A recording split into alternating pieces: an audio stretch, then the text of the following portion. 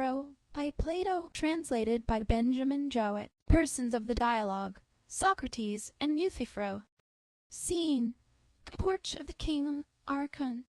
Dramatic date: 399 BCE.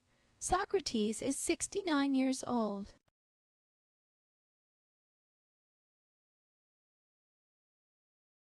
Why have you left the Lyceum, Socrates? And what are you doing in the porch of the king Archon? Surely you cannot be concerned in a suit before the king like myself. Not in a suit, Euthyphro.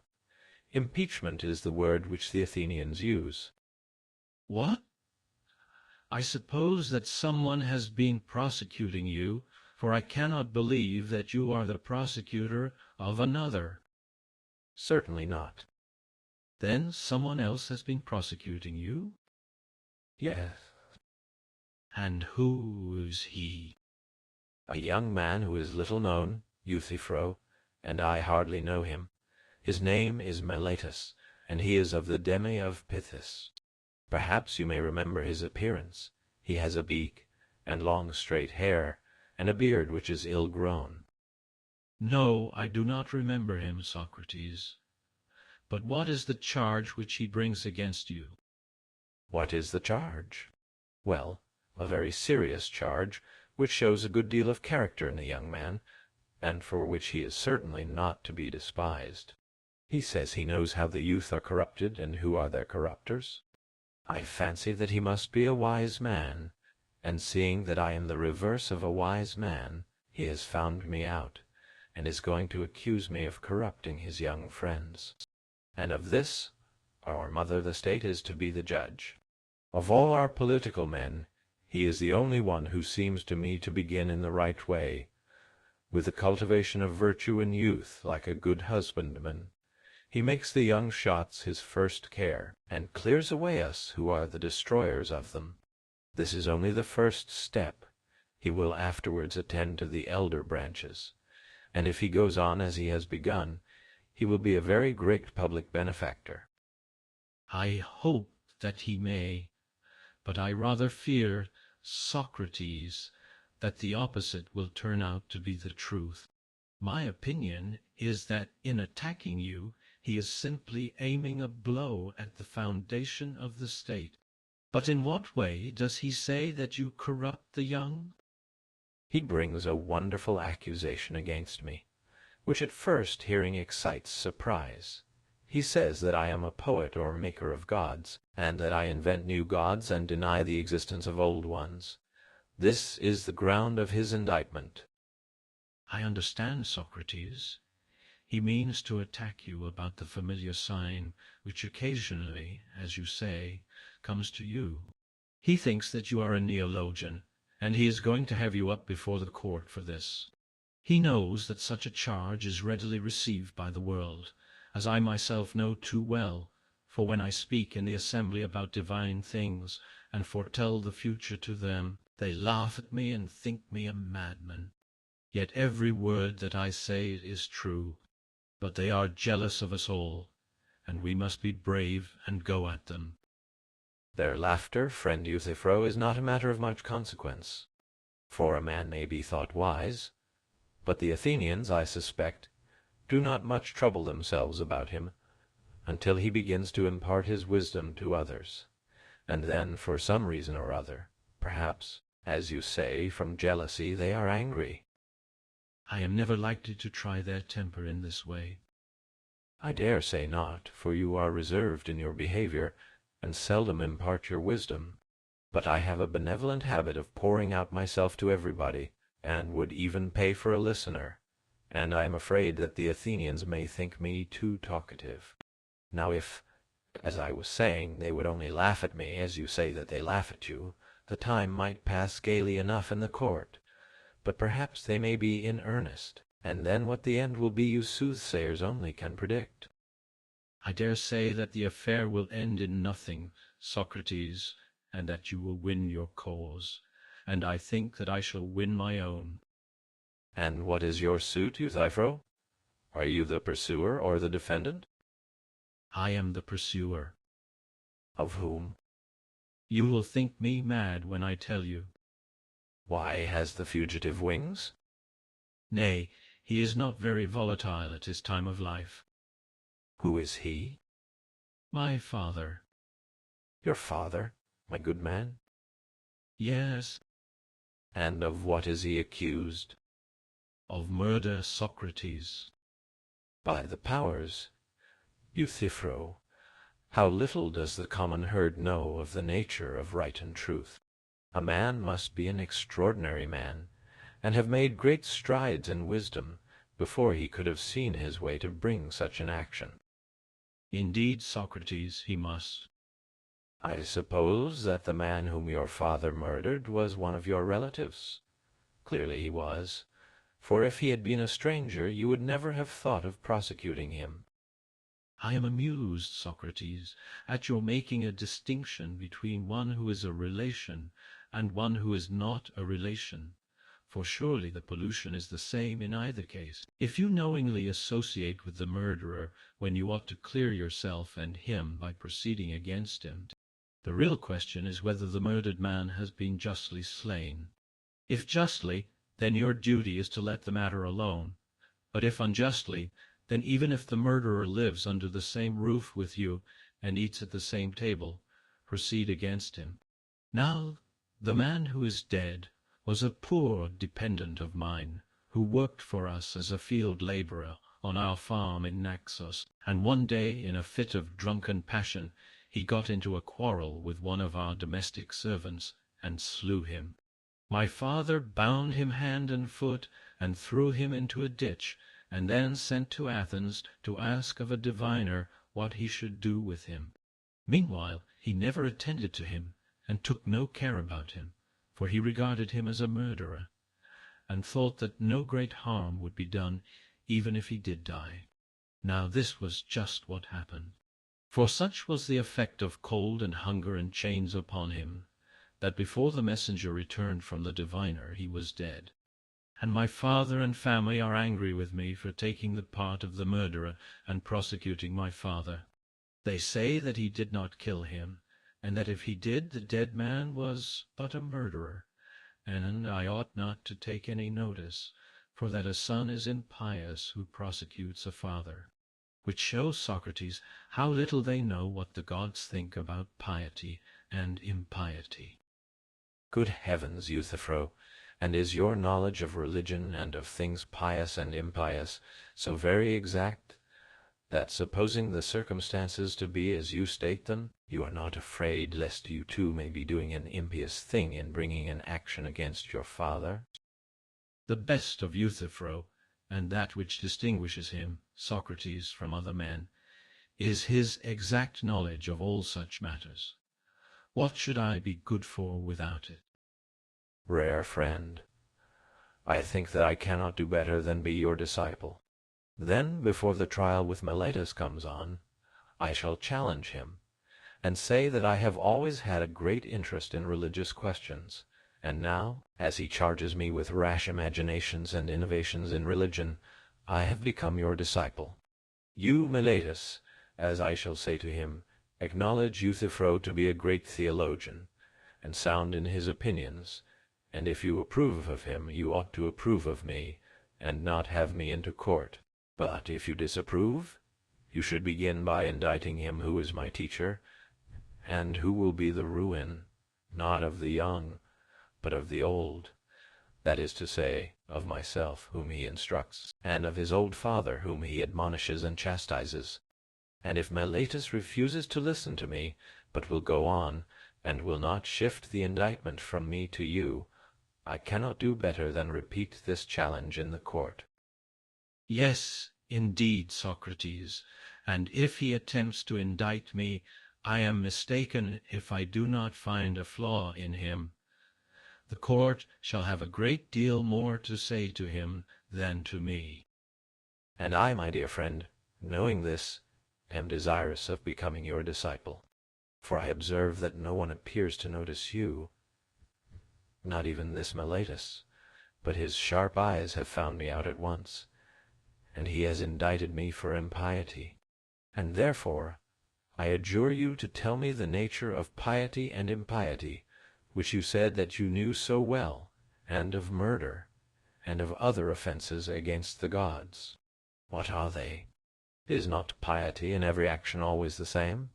And impiety again, is it not always the opposite of piety, and also the same with itself, having as impiety one notion which includes whatever is impious? To be sure, Socrates. And what is piety, and what is impiety? Piety is doing as I am doing, that is to say, prosecuting anyone who is guilty of murder, sacrilege, or of any similar crime, whether he be your father or mother, or whoever he may be.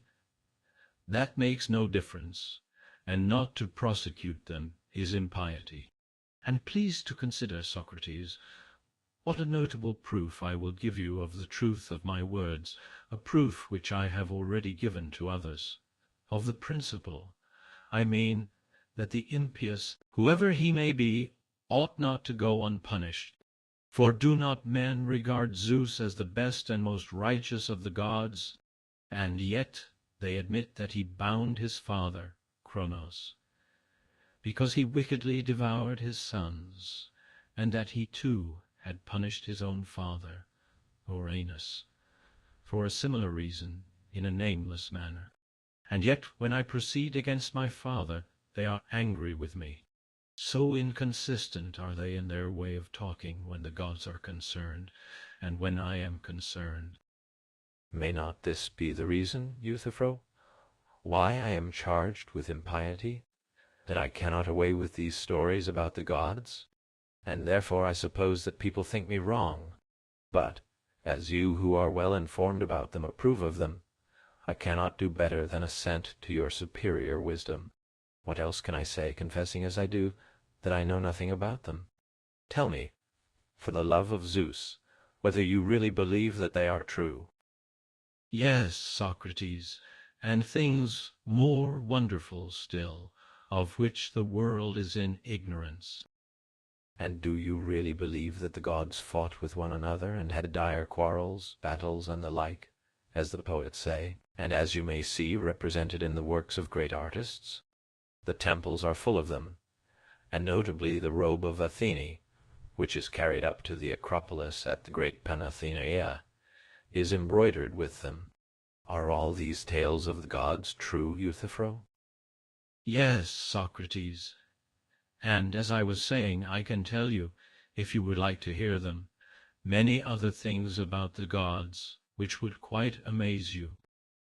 I dare say, and you shall tell me them at some other time when I have leisure.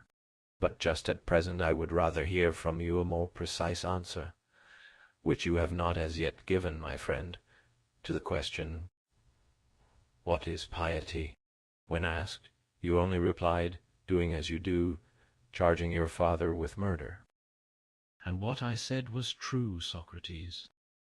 No doubt, Euthyphro, but you would admit that there are many other pious acts. There are. Remember that I did not ask you to give me 2 or 3 examples of piety, but to explain the general idea which makes all pious things to be pious. Do you not recollect that there was one idea which made the impious impious, and the pious pious? I remember.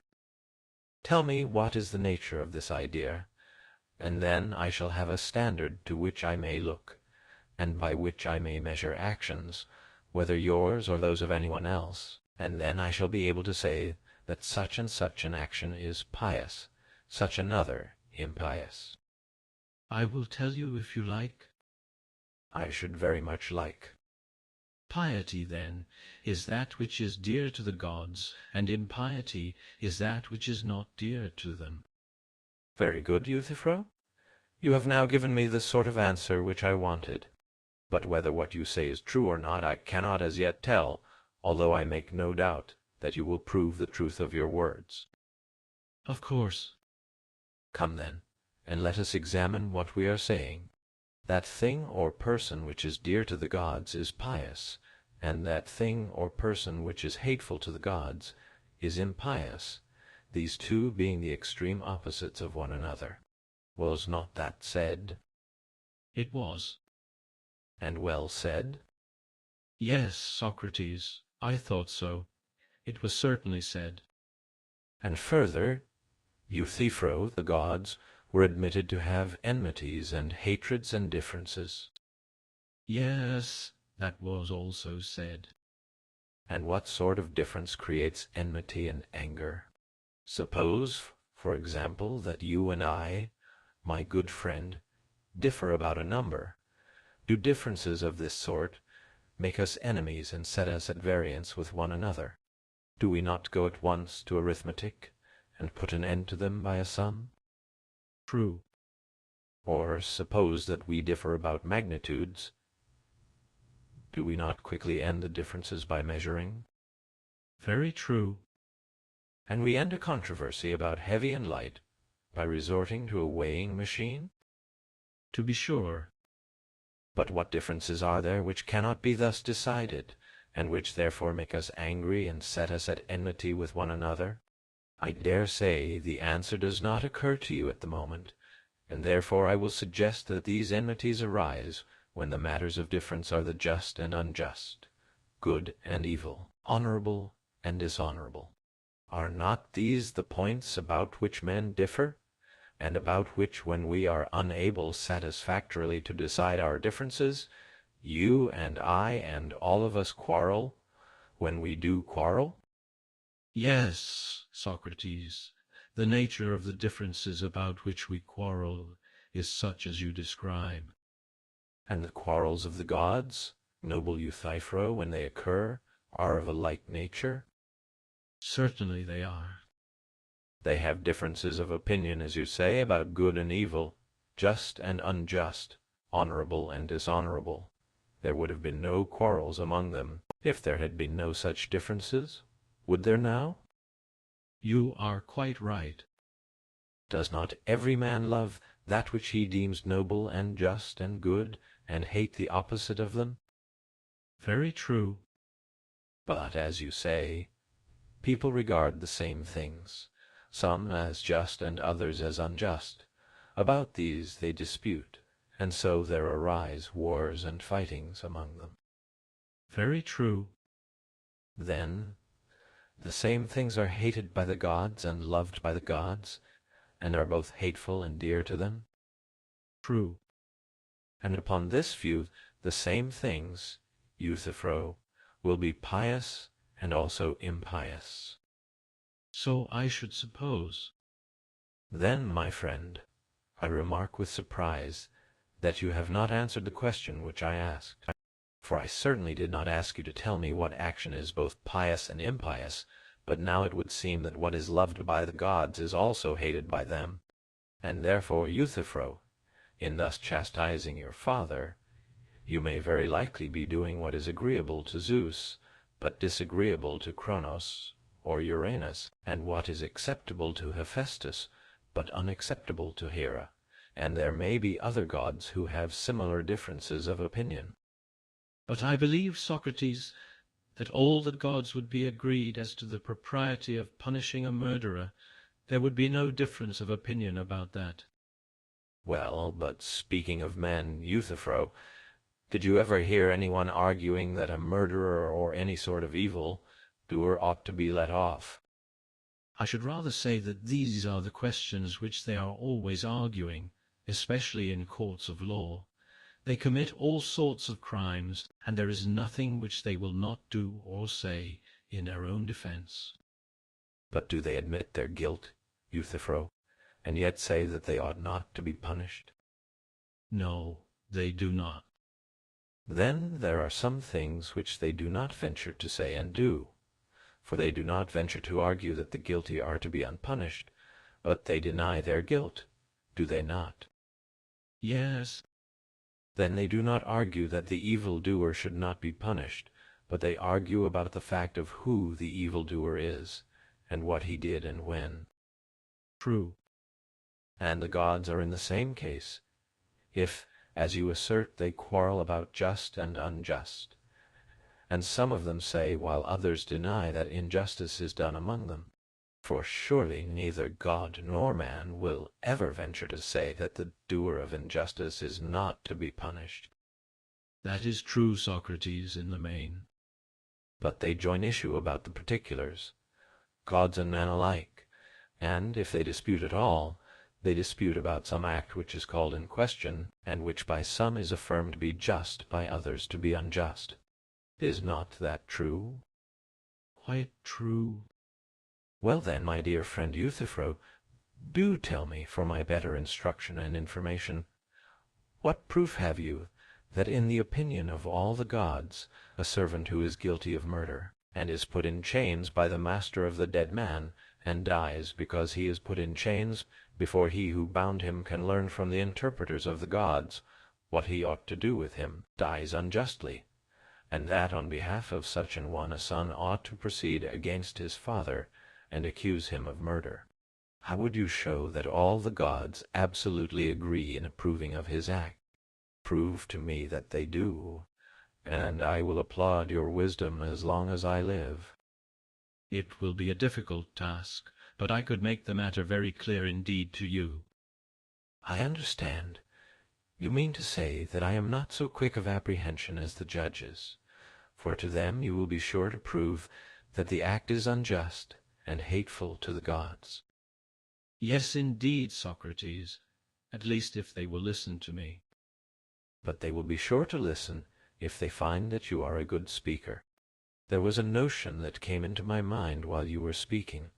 I said to myself, well, and what if Euthyphro does prove to me that all the gods regarded the death of the serf as unjust? How do I know anything more of the nature of piety and impiety?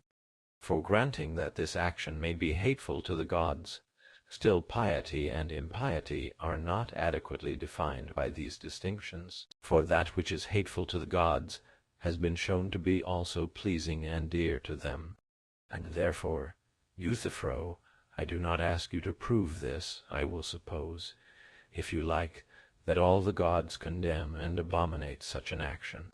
But I will amend the definition so far as to say that what all the gods hate is impious, and what they love pious or holy, and what some of them love and others hate is both or neither. Shall this be our definition of piety and impiety? Why not, Socrates? Why not? Certainly, as far as I am concerned, Euthyphro, there is no reason why not. But whether this admission will greatly assist you in the task of instructing me as you promised is a matter for you to consider. Yes, I should say that what all the gods love is pious and holy, and the opposite which they all hate, impious. Ought we to inquire into the truth of this, Euthyphro, or simply to accept the mere statement on our own authority, and that of others? What do you say? We should inquire, and I believe that the statement will stand the test of inquiry. We shall know better, my good friend, in a little while. The point which I should first wish to understand is whether the pious or holy is beloved by the gods because it is holy, or holy because it is beloved of the gods. I do not understand your meaning, Socrates. I will endeavor to explain. We speak of carrying, and we speak of being carried, of leading and being led, seeing and being seen. You know that in all such cases there is a difference, and you know also in what the difference lies. I think that I understand. And is not that which is beloved distinct from that which loves? Certainly. Well, and now tell me, is that which is carried in this state of carrying because it is carried, or for some other reason? No, that is the reason. And the same is true of what is led and of what is seen? True. And a thing is not seen because it is visible, but conversely, visible because it is seen. Nor is a thing led because it is in the state of being led, or carried because it is in the state of being carried, but the converse of this. And now I think, Euthyphro, that my meaning will be intelligible, and my meaning is that any state of action or passion implies previous action or passion. It does not become because it is becoming, but it is in a state of becoming, because it becomes. Neither does it suffer because it is in a state of suffering, but it is in a state of suffering because it suffers. Do you not agree? Yes. Is not that which is loved in some state either of becoming or suffering? Yes. And the same holds as in the previous instances. The state of being loved follows the act of being loved, and not the act, the state. Certainly. And what do you say of piety, Euthyphro? Is not piety, according to your definition, loved by all the gods? Yes. Because it is pious or holy, or for some other reason? No, that is the reason. It is loved because it is holy, not holy because it is loved. Yes. And that which is dear to the gods is loved by them, and is in a state to be loved of them because it is loved of them. Certainly.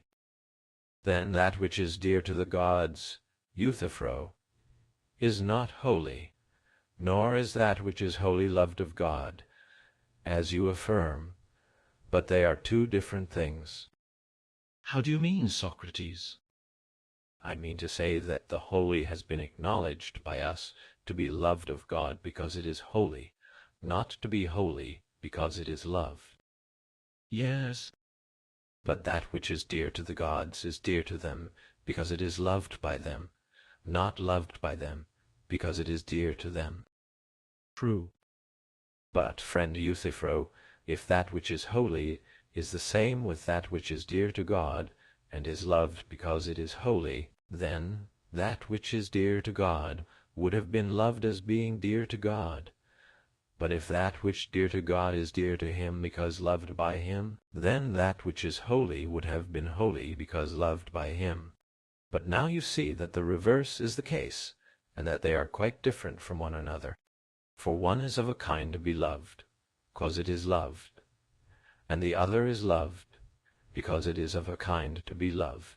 Thus you appear to me, Euthyphro, when I ask you what is the essence of holiness, to offer an attribute only, and not the essence, the attribute of being loved by all the gods. But you still refuse to explain to me the nature of holiness, and therefore, if you please, I will ask you not to hide your treasure, but to tell me once more what holiness or piety really is, whether dear to the gods or not. For that is a matter about which we will not quarrel. And what is impiety? I really do not know, Socrates, how to express what I mean. For somehow or other our arguments, on whatever ground we rest them, seem to turn round and walk away from us. Your words, Euthyphro, are like the handiwork of my ancestor Daedalus, and if I were the sayer or propounder of them, you might say that my arguments walk away and will not remain fixed where they are placed, because I am a descendant of his. But now, since these notions are your own, you must find some other jibe, for they certainly, as you yourself allow, show an inclination to be on the move. Nay, Socrates, I shall still say that you are the Daedalus who sets arguments in motion. Not I, certainly, but you make them move or go round, for they would never have stirred, as far as I am concerned. Then I must be a greater than Daedalus, for whereas he only made his own inventions to move, I move those of other people as well. And the beauty of it is that I would rather not, for I would give the wisdom of Daedalus and the wealth of Tantalus to be able to detain them and keep them fixed. But enough of this. As I perceive that you are lazy, I will myself endeavor to show you how you might instruct me in the nature of piety, and I hope that you will not grudge your labor. Tell me, then, is not that which is pious necessarily just? Yes. And is then all which is just pious, or is that which is pious all just, but that which is just only in part and not all pious? I do not understand you, Socrates. And yet I know that you are as much wiser than I am, as you are younger. But, as I was saying, Revered friend, the abundance of your wisdom makes you lazy. Please to exert yourself, for there is no real difficulty in understanding me. What I mean I may explain by an illustration of what I do not mean. The poet sings, "Of Zeus, the author and creator of all these things, you will not tell. For where there is fear there is also reverence." Now I disagree with this poet. Shall I tell you in what respect? By all means. I should not say that where there is fear there is also reverence, for I am sure that many persons fear poverty, disease, and the like evils, but I do not perceive that they reverence the objects of their fear. Very true. But where reverence is, there is fear.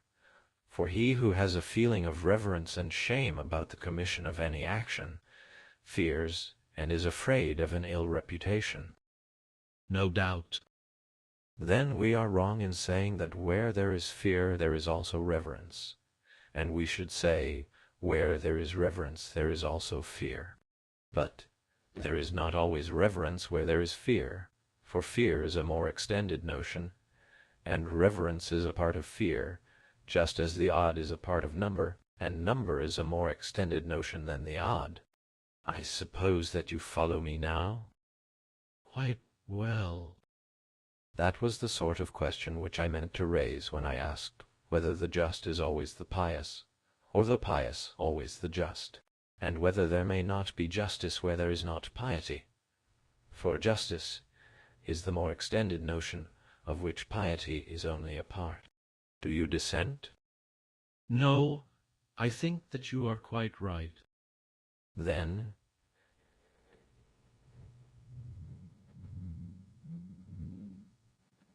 if piety is a part of justice, I suppose that we should inquire what part.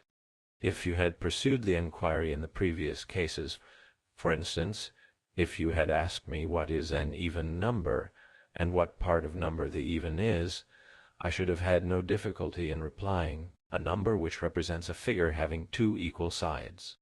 Do you not agree? Yes, I quite agree.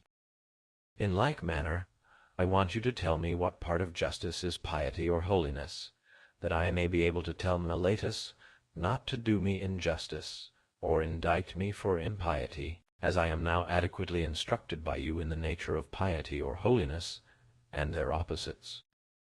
Piety or holiness, Socrates, appears to me to be that part of justice which attends to the gods, as there is the other part of justice which attends to men. That is good, Euthyphro. Yet still there is a little point about which I should like to have further information. What is the meaning of attention? For attention can hardly be used in the same sense when applied to the gods as when applied to other things. For instance, horses are said to require attention, and not every person is able to attend to them, but only a person skilled in horsemanship. Is it not so? Certainly. I should suppose that the art of horsemanship is the art of attending to horses? Yes. Nor is everyone qualified to attend to dogs, but only the huntsman. True. And I should also conceive that the art of the huntsman is the art of attending to dogs. Yes. As the art of the oxherd is the art of attending to oxen. Very true. In like manner, holiness or piety is the art of attending to the gods. That would be your meaning, Euthyphro. Yes. And is not attention always designed for the good or benefit of that to which the attention is given? As in the case of horses, you may observe that when attended to by the horseman's art, they are benefited and improved, are they not? True. As the dogs are benefited by the huntsman's art, and the oxen by the art of the oxherd, and all other things are tended or attended for their good and not for their hurt. Certainly not for their hurt. But for their good? Of course. And does piety or holiness, which has been defined to be the art of attending to the gods, benefit or improve them? Would you say that when you do a holy act, you make any of the gods better? No, no. That was certainly not what I meant. And I, Euthyphro, never supposed that you did. I asked you the question about the nature of the attention, because I thought that you did not.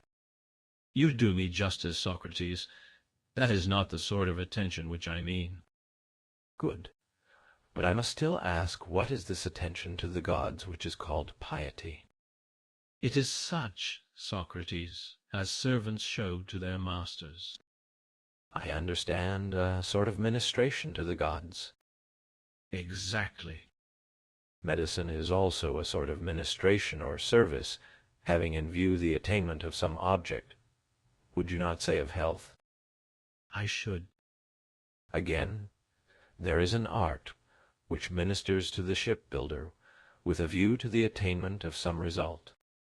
Yes, Socrates, with a view to the building of a ship. As there is an art which ministers to the house builder with a view to the building of a house. Yes. And now tell me, my good friend, about the art which ministers to the gods. What work does that help to accomplish? For you must surely know if, as you say, you are of all men living the one who is best instructed in religion. And I speak the truth, Socrates. Tell me, then. Oh, tell me. What is that fair work which the gods do by the help of our ministrations? Many and fair, Socrates, are the works which they do. Why, my friend, and so are those of a general. But the chief of them is easily told. Would you not say that victory in war is the chief of them? Certainly. Many and fair, too, are the works of the husbandman, if I am not mistaken. But his chief work is the production of food from the earth. Exactly. And of the many and fair things done by the gods, which is the chief or principal one? I have told you already, Socrates, that to learn all these things accurately will be very tiresome. Let me simply say that piety or holiness is learning how to please the gods in word and deed by prayers and sacrifices. Such piety is the salvation of families and states, just as the impious, which is unpleasing to the gods, is their ruin and destruction. I think that you could have answered in much fewer words the chief question which I asked, Euthyphro, if you had chosen. But I see plainly that you are not disposed to instruct me. Clearly not. Else why? When we reached the point, did you turn aside? Had you only answered me, I should have truly learned of you by this time the nature of piety.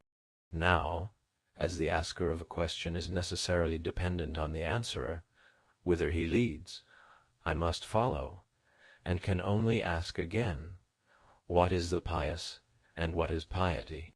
Do you mean that they are a sort of science of praying and sacrificing? Yes, I do. And sacrificing is giving to the gods, and prayer is asking of the gods? Yes, Socrates. Upon this view, then, piety is a science of asking and giving. You understand me capitally, Socrates. Yes, my friend. The reason is that I am a votary of your science, and give my mind to it, and therefore nothing which you say will be thrown away upon me. Please then to tell me, what is the nature of this service to the gods? Do you mean that we prefer requests and give gifts to them? Yes, I do. Is not the right way of asking to ask of them what we want? Certainly. And the right way of giving is to give to them in return what they want of us. There would be no art in an art which gives to anyone that which he does not want. Very true, Socrates. Then piety, Euthyphro, is an art which gods and men have of doing business with one another. That is an expression which you may use if you like. But I have no particular liking for anything but the truth. I wish, however, that you would tell me what benefit accrues to the gods from our gifts. There is no doubt about what they give to us, for there is no good thing which they do not give. But how we can give any good thing to them in return is far from being equally clear. If they give everything and we give nothing, that must be an affair of business, in which we have very greatly the advantage of them. And do you imagine, Socrates, that any benefit accrues to the gods from our gifts? But if not, Euthyphro, what is the meaning of gifts which are conferred by us upon the gods? What else but tributes of honor? And, as I was just now saying, what pleases them? Piety, then, is pleasing to the gods, but not beneficial or dear to them. I should say that nothing could be dearer. Then once more the assertion is repeated that piety is dear to the gods? Certainly. And when you say this, can you wonder at your words not standing firm, but walking away? Will you accuse me of being the Daedalus who makes them walk away, not perceiving that there is another and far greater artist than Daedalus who makes them go round in a circle, and he is yourself? For the argument, as you will perceive, comes round to the same point. Were we not saying that the holy or pious was not the same with that which is loved of the gods? Have you forgotten? I quite remember. And are you not saying that what is loved of the gods is holy? And is not this the same as what is dear to them? Do you see? True. Then either we were wrong in former assertion, or, if we were right then, we are wrong now. One of the two must be true. Then we must begin again and ask, what is piety? That is an enquiry which I shall never be weary of pursuing as far as in me lies, and I entreat you not to scorn me, but to apply your mind to the utmost, and tell me the truth. For if any man knows, you are he, and therefore I must detain you, like Proteus, until you tell. If you had not certainly known the nature of piety and impiety, I am confident that you would never, on behalf of a serf, have charged your aged father with murder. You would not have run such a risk of doing wrong in the sight of the gods, and you would have had too much respect for the opinions of men. I am sure, therefore, that you know the nature of piety and impiety. Speak out, then, my dear Euthyphro, and do not hide your knowledge. Another time, Socrates, for I am in a hurry, and must go now. Alas, my companion, and will you leave me in despair? I was hoping that you would instruct me in the nature of piety and impiety, and then I might have cleared myself of Meletus and his indictment. I would have told him that I had been enlightened by Euthyphro, and had given up rash innovations and speculations, in which I indulged only through ignorance, and that now I am about to lead a better life.